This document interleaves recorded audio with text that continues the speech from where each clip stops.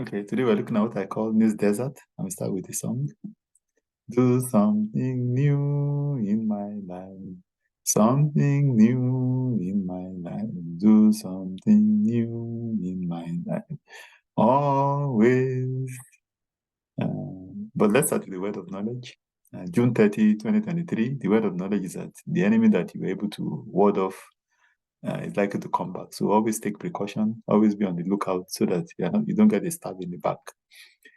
Of course, if you look at what is called news death, that is when local newspapers die off, so that nobody is able to then tell the story of that particular community, which is really very sad.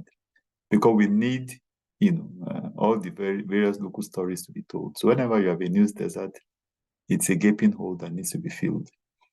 Even if you look at scripture, there was no allowance for news deserts. Look at 1 Kings chapter 4, verse 3. Jehoshaphat, the son of Ahilud, the recorder.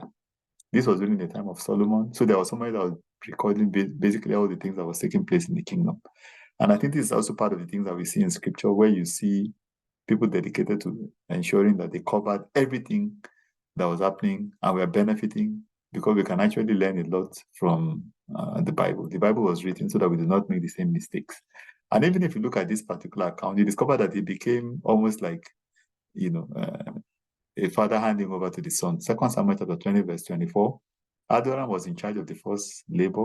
Jehoshaphat, the son of Ahihud, was a recorder. So during the time of David, this person was a recorder. And even in the time of Solomon, he was still retaining that particular position.